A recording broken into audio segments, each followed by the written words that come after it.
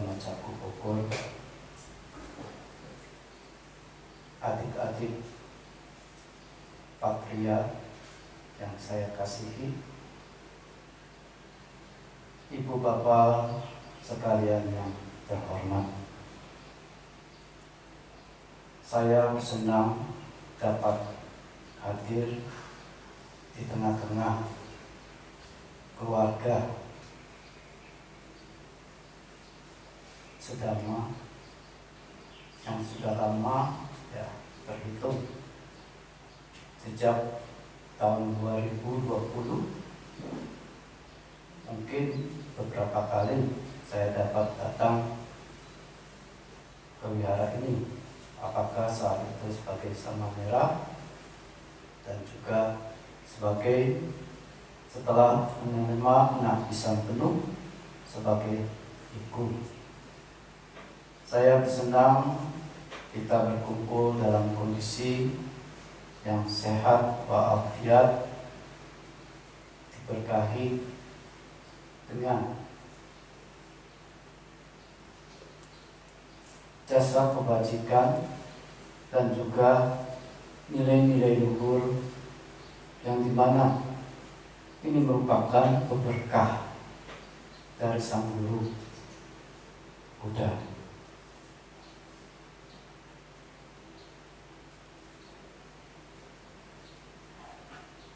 Pandemi COVID-19 hingga saat ini sekarang masih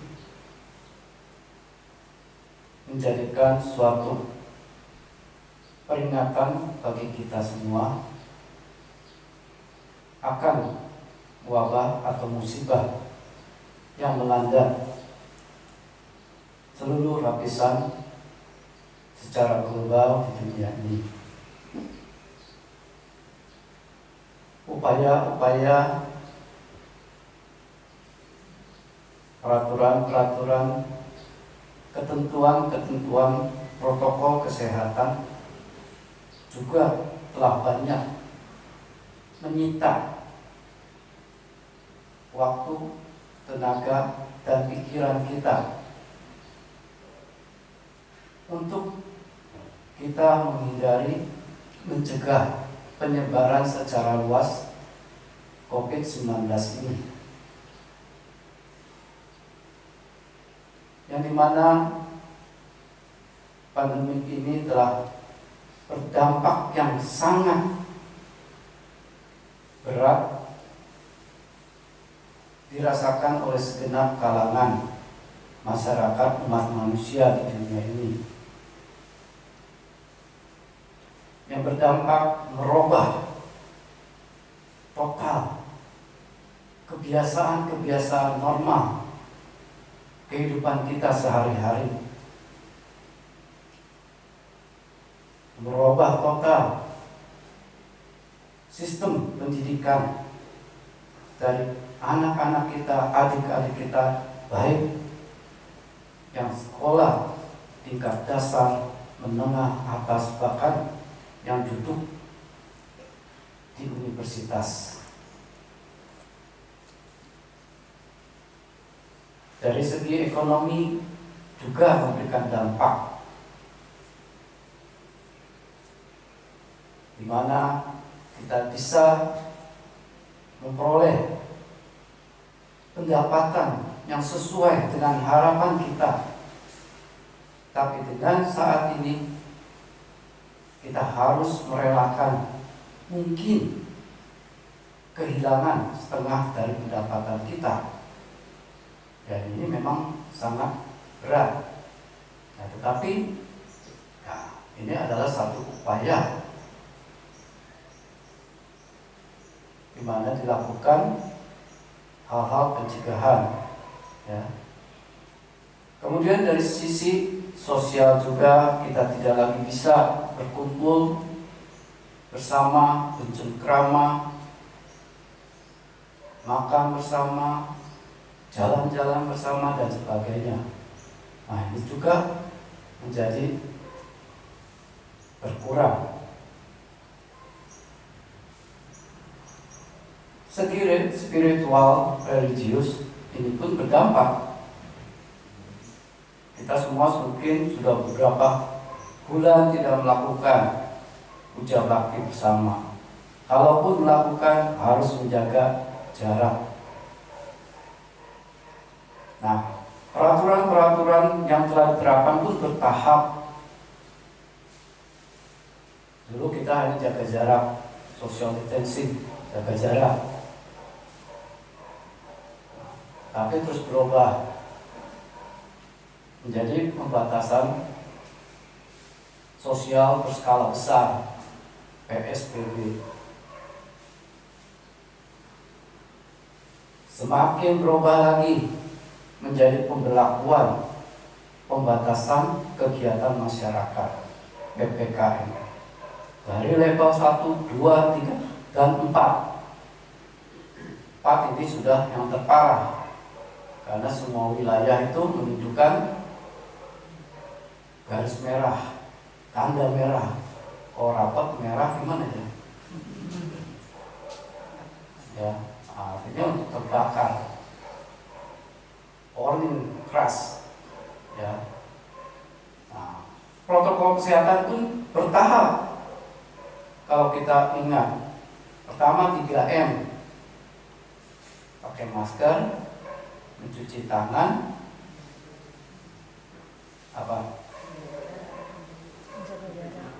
menjaga jarak, ya, memakai masker, mencuci tangan dan menjaga jarak.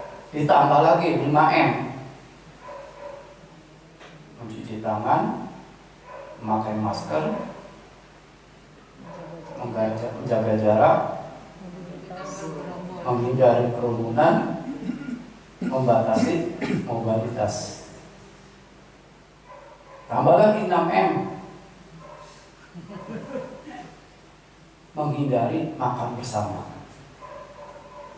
Kalau di Jakarta itu dilakukan, menghindari makan bersama. Tapi ada yang menambahkan, yang ke-6 itu meditasi. Ya. Jadi kalau di total 7M. Ya. Nah, pemberlakuan ini ya berdampak bagi kita, ya. Dimana kita yang ingin mendambakan kehidupan yang normal, bisa berjalan bersama keluarga, berpegangan tangan, makan tidak harus pakai masker, makan sambil ngobrol, pergi ke tempat rekreasi, pergi ke pusat perbelanjaan dan sebagainya, tanpa ada pembatasan. Tidak ada pembatasan waktu, ya, kapan mau berangkat, mau pulang yang tengah malam tidak masalah. Tapi ini tidak boleh. Nah, ini berlangsung cukup lama, dan secara tidak langsung, ya, kalau yang sudah mengetahui manfaatnya, ya, menjadi suatu kebiasaan baru, tatanan hidup baru. Tapi bagi mereka yang tidak terbiasa, nah, saya rasa ini menjadi suatu himpitan, iritasi, penderitaan. Padahal apa yang diberlakukan baik oleh pemerintah pusat, pemerintah daerah, bahkan pengurus lingkungan, dan juga dilakukan oleh keluarga, sebenarnya demi untuk keselamatan diri kita sendiri. Ya, memang sekarang ada beberapa berita yang harus disikapi dengan bijak, cermat. Ya, seperti Profesor ahli virologi yang penemu vaksin AstraZeneca, ya, Profesor D. Sarah Gilbert, mengatakan bahwa virus SARS-CoV-2 ini atau virus COVID-19 ini ke depan akan menjadi seperti flu biasa. Nah, memang ini menggembirakan, ya. Tapi hati-hati. harus dipahami. Memang nanti seperti flu biasa, epidemik yang seperti kita kenal, TB, malaria, tifus, kolera, flu biasa, memang seperti itu. Tapi sejauh ini TB pun tetap memakan korban.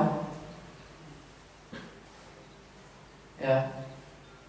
Jadi walaupun dikatakan COVID ini akan menjadi seperti flu biasa, epidemik yang tidak bisa hilang di sekitar kita, tapi dia akan muncul begitu kondisinya ada. Nah, tetap akan dapat merenggut kehidupan seseorang. Nah, kita sering mendengar, ya, selama ini berapa banyak orang yang terenggut kehidupannya. Tidak pandang usia, usia muda, pertengahan, usia lanjut dan sebagainya. Tidak peduli apakah penderita sakit berat ataupun tidak menderita sakit berat. Begitu hal ini terkena, ini dapat merenggut waktu dan kesempatan seseorang untuk menjalani kehidupan sebagai manusia. Ya. Karena di Pariyati sendiri, biku-biku itu hampir tiap malam. Ya, bagi yang mengikuti, tahu baca Pariyati memberikan semangat, dorongan kesembuhan bagi saudara-saudara kita, sahabat-sahabat kita, keluarga-keluarga kita.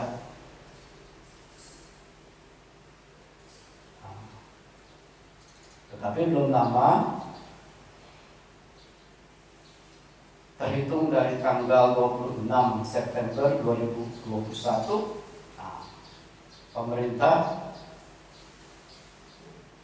mengumumkan bahwa tatanan kehidupan baru pasca COVID ini akan diberlakukan. Nah, kita yang dengar ini senang, bayar sempadan, sudah waktunya bisa lagi menjalani kehidupan normal. Hati-hati. Perasaan euforia yang senang, nyaman, atau gembira yang berlebih ini hati-hati. Euforia itu adalah perasaan, sesungguhnya perasaan yang ekstrim, tidak realistis, mengganggu kesejahteraan fisik maupun mental. Orang berkanggap seperti di awang-awang, bebas, kita bebas, bisa ke mall, bisa jalan-jalan, bisa makan bersama, makan enak lagi nih. Ya. Memang euforia ini sebenarnya bersifat normal, tetapi menjadi sesuatu indikasi yang menyakitkan, menderita bila euforia ini berlebihan, menguras tenaga kita, menguras pikiran kita, dan merusak kehidupan kita. Yang dimana selama hampir 2 tahun kita membentuk tatanan pola kehidupan yang sehat bisa berubah total. Karena menganggap tatanan hidup baru yang dicanangkan oleh pemerintah ini kita sudah terbebas dari COVID. Ini keliru, ya. Jadi kita harus mengumpulkan informasi yang jelas. Dikatakan pemerintah mengatakan 0 dari PPKM level 4. Jadi level 4 itu zona merah. Ada 31 wilayah dan 400 81 daerah yang masih dalam level 3 dan level 2 dalam perbaikan itu. Dan ada 2 tempat yang betul-betul bebas COVID, yaitu di Pegunungan Arfak, Papua Barat, sama Irian Jaya di Papua, di pegunungan, zona hijau. Jadi kalau kita menangkap di daerah lain gimana? Mungkin level 3, 2. Nah, kalau sifat euforia ini menganggap ini normal, ya jangan heran tiba-tiba suatu saat begitu dibuka, seminggu kemudian angka kasus COVID itu akan melonjak kembali. Yakin itu. Ya. Jadi jangan beranggap tatanan kehidupan normal sudah bebas. Ya. Kita di awal sudah bebas. Nah, perasaan yang aman, yang nyaman, gembira berlebih. Nah, ini kalau kita telusuri akan memberikan suatu indikasi kemana seseorang ini akan mengarahkan diri. Ibu, bapak, saudara-saudara sekalian, ada pesan guru agung kita, Sang Buddha, di dalam Anuttara Nikaya Ekanipata kelompok 1, Andattawaga, dikatakan ada sesuatu yang tidak jinak, andatang, tidak terjaga, agutang, tidak terlindung, arakitan, tidak terkendali, asam hutang, yang akan mendatangkan bahaya besar, penderitaan. Apakah hal itu? Yaitu pikiran yang tidak jinak, pikiran yang tidak terjaga, pikiran yang tidak terlindung, dan pikiran yang tidak terkendali.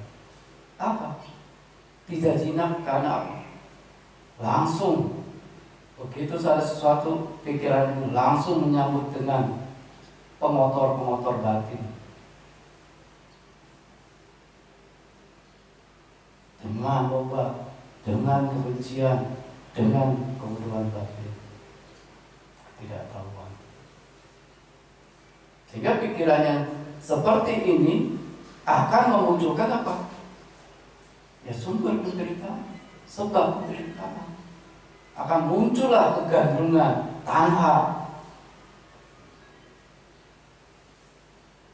yang sifatnya nanti bersenang, hore, bebas aku, bayar puas-puasin, bayar hutang yang kemarin gak bisa jalan, sekarang jalan yuk, kapan dijawab Nani? Itu kan gambaran orang. Itu ada voucher hotel Aston, saya nggak kepake, kapan pergi? Ya, hati-hati. Karena banyak, kalau kita mendapatkan message dari handphone kita, banyak promosi-promosi yang memberikan. Ya, Ibu Keking dapat voucher hotel Hilton di Bali, setengah harga, pergi. Ya. Siapa yang nggak mau? Kamu mau ya mendapatkan wajar. Ya, kita sebagai rumah tangga, ya, wajar menikmati berkah kebahagiaan yang kita peroleh, tetapi harus dilandasi dengan bijaksana. Karena begitu muncul perasaan yang kemudian mengarah pada kegandrungan tanha, yang terus mengejar bersenang nanti, dan raga, dipenuhi nafsu indria, ya ujung-ujungnya penderitaan. Karena begitu kita berada tanpa ada suatu kewaspadaan, karena kecenderungan sangat bersenang, hilang kontrol. Kita tidak lagi mencuci tangan ketika menyantap makanan, karena sudah pengen makan enak, sudah pengen apalagi pergi lihat tontonan-tontonan, konser dan sebagainya, walaupun harus berhimpit-himpit mendapatkan tiket, akan dilakukan, sehingga melupakan bahwa ini bukan era normal seperti dulu. Ini tatanan kehidupan normal yang harus disertai dengan protokol-protokol kesehatan. Ya. Nah, orang cenderungan di sini langsung terpikat,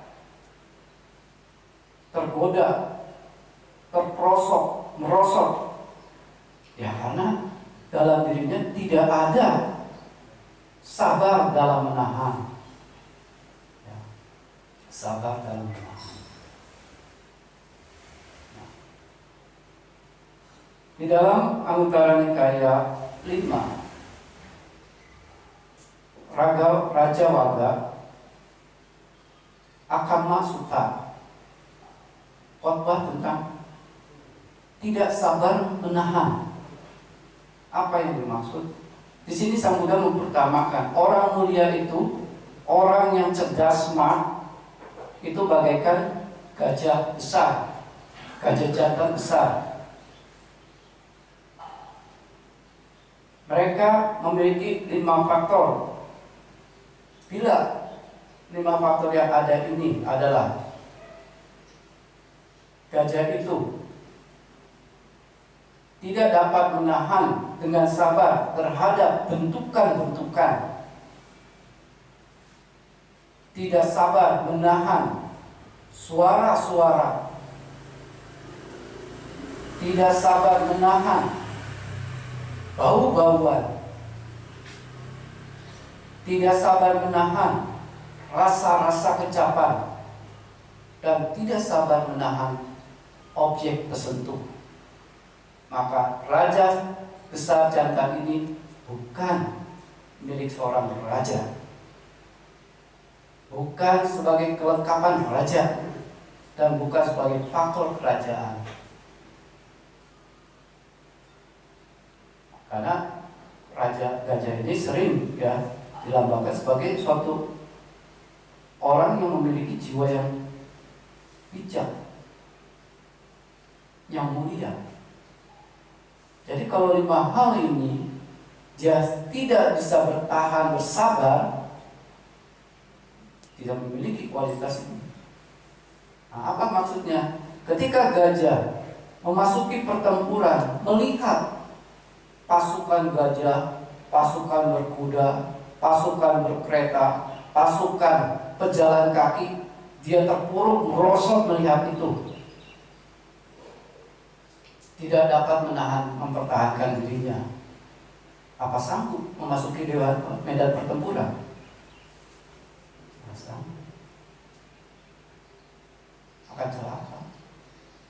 Nah, demikian juga ketika mendengar suara gajah-gajah, suara kuda-kuda, suara pejalan kaki, suara kereta-kereta, suara genderang, tambur,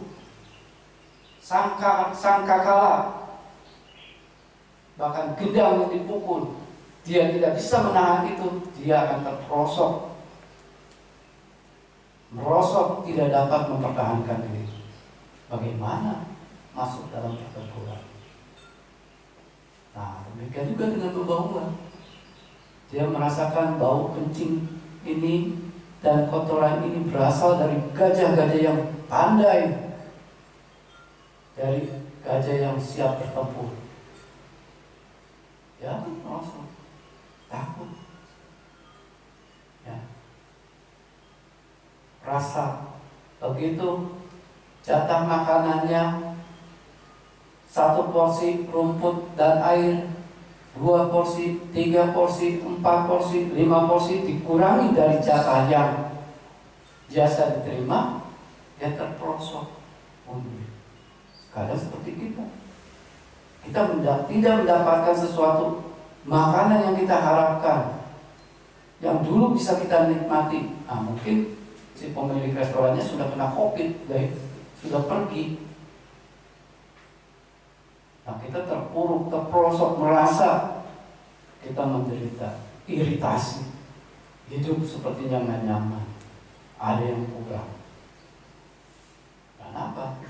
Itu kita sudah terperosok, terjerumus pada kegantungan. Ya. Nah, terhadap bentukan-bentukan, terhadap kesentuh, ya seorang gajah, begitu diberondong dengan 1 anak panah, 2 berondongan anak panah, mampu bertahan. Jadi kalau cuma 1 anak panah sudah menjerit, tidak akan bertahan. Tidak bisa menahan 1 tusukan, 2 tusukan, 3 tusukan, 4 tusukan. Bagaimana maju ke medan tempur? Ya.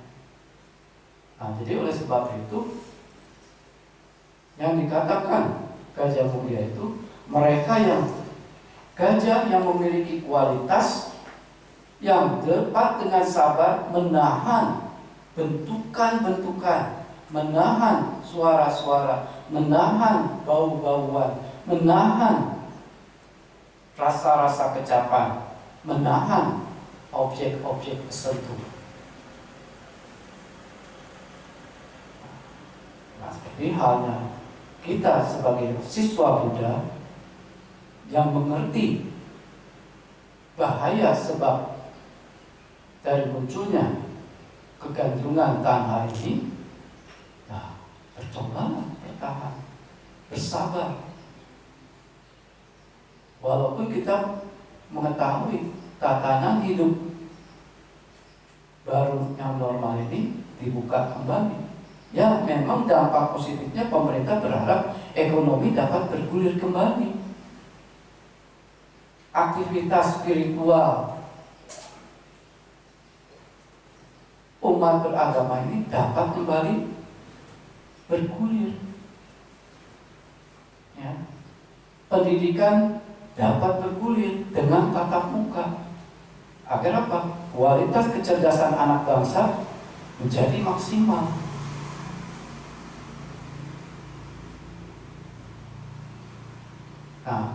Yang kerja di kantor pun kalau bisa langsung ke kantor nyaman, langsung dapat mengatasi pekerjaan-pekerjaan itu dengan baik. Tetapi kalau hal itu kita tidak memiliki sabar, sifat menahan, ini bisa kita terperosok, merosot, terpikat, tergoda, dan tidak bisa mempertahankan pikiran ini terkonsentrasi. Ya. Jadi apa yang harus kita latih? Kita harus mengembangkan kanti. Ya, kanti bukan hanya sekadar berhadapan, saya punya musuh, sabar. Bukan. Kanti terhadap semua hal. Kata kanti yang kita terjemahkan sabar, sebenarnya sabar itu kita meminjam bahasa asing, itu bahasa Arab. Ya. Karena kamus atau bahasa Indonesia ini hampir 60% itu menggunakan sisipan bahasa asing, cenderung kepada bahasa Arab. Jadi bahasa Melayunya sendiri banyak hilang. Kanti kalau dirunut ke dalam bahasanya adalah kama, K-H-A-M-A, yang punya artian adalah menahan, menekan.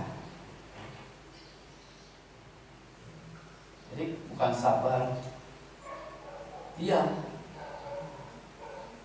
tapi menekan, menahan, mampu menahan dan menekan. Kalau ada kebencian, mampu menekan kebencian itu. Ada keserakahan, mampu menekan keserakahan itu. Ya. Nah, bertahannya apa? Ya, itu tidak terprosok. Ya. Orang sekertanya kasama, bahasa Jawanya aksama. Nah itu, ya. Jadi arti sesungguhnya dari khanti mampu menahan dan menekan. Nah, dengan demikian pikiran yang seperti ini akan terkonsentrasi. Walaupun ada sesuatu yang menggoda melalui bentukan-bentukan, suara-suara, bebauan, rasa-rasa kecapan dan objek-objek tersentuh, kita mampu tidak tergoda, mampu mengkonsentrasikan pikiran kita dengan menilai sisi, tujuan, manfaat, dan jasa kebaikan apa yang diperoleh bila saya harus melakukan terhadap objek itu. Ya. Nah, sehingga apa yang diperoleh? Sang Buddha katakan, akanlah diperoleh pikiran yang jinak dan tam, pikiran yang terjaga hutang, pikiran yang terlindung rakitan, pikiran yang terkendali sang hutang. Pikiran ini akan memberikan manfaat besar dan akan menjaga seseorang dari kehidupan yang tidak pasti ini.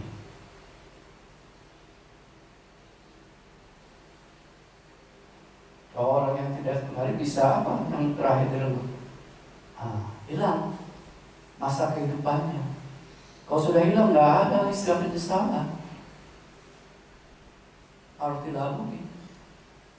Kalau dengan pikiran yang jinak ketika melepasnya, kalau tidak masih mengejar pada kegandrungan, walaupun kita sering mengucapkan keyakinan sebagai Buddha, Buddha sendiri pun tidak menjamin orang itu masuk dalam surga. Ya. Jadi kesempatan baik kita di mana dalam kondisi sekarang kita sehat, kita harus membina diri dengan baik, mengarahkan pikiran, mengembangkan khanti, sifat menahan, menekan dari hal-hal yang tidak bermanfaat, berusaha meneguhkan pikiran samadhi. Jadi kata samadhi itu bukan terkonsentrir, tapi keteguhan. Teguh, punya, orang bilang punya prinsip, bukan sekedar ikut-ikutan. Punya keteguhan, berpijak. Sebagai orang apa? Sebagai gajah apa? Kita menempatkan diri kita. Ya, jangan sering mengucapkan seolah-olah, ya nanti saya kan masih orang awam. Orang awam itu awam itu, orang bodoh. Nanti saya awam tuh soal itu, berarti apa? Bodoh. Iya. Kita baru sadar ya. Ternyata kita ini sering mengucapkan kata yang salah. Maka kan kita berusaha berubah juga panggilan kepada rumah tangga ini dengan garawasa, rumah tangga. Saya nggak mau mengatakan kalian bodoh. Semoga para rumah tangga bisa memahami. Bukan orang awam kalian. Kalian orang smart, cerdas, usaha. Nah, kata usaha ini sendiri pun adalah smart, cerdas. Orang yang mampu memahami kondisi ini mampu merubah menjadi suatu jasa kebajikan. Kalau yang melihat suatu peluang mengatakan tidak punya peluang berbuat jasa kebajikan, ya itu orang awam. Orang awam. Kenapa? Dia sudah terjerumus, terperosok dalam jebakan kenikmatan indriawinya. Terjebak. Kalau udah terjebak, udah nggak bisa keluar. Ya. Nah, jadi dalam menghadapi tatanan kehidupan baru pasca COVID ini, ya kita harus menjaga sifat euforia yang mungkin muncul. Ya, kita bersenang, Pak Hawa bersenang kalau misalnya usaha kayunya jalan lagi, betul nggak Pak Hawa? Ya, banyak yang beli lagi kayu pas bersenang. Bu Yunita bisa lagi ke kantor dengan suasana yang menjadi harapan dambaan. Ibu-ibu semua di sini bisa lagi berkumpul dengan anak cucu tanpa ada lagi pembatasan. Kan senang, ya. Begitu. Nah, jadi hati-hati dengan nanti sifat euforia yang muncul.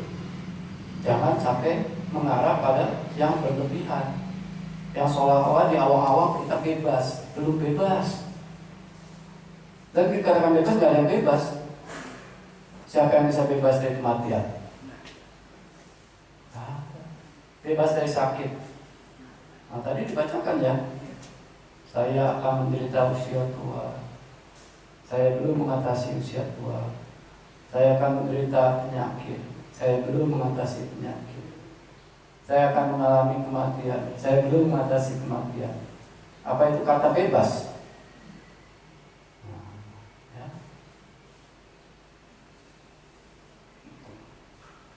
Dan menghadapi hal ini kita harus mengumpulkan informasi ketentuan-ketentuan yang berlaku, ya, apakah itu di mall, di pasar, di kantor, di rumah ibadah, harus dicari ketentuan itu dan modifikasi kehidupan normal kita ini dengan protokol kesehatan yang sudah susah payah kita canangkan dalam diri kita sendiri.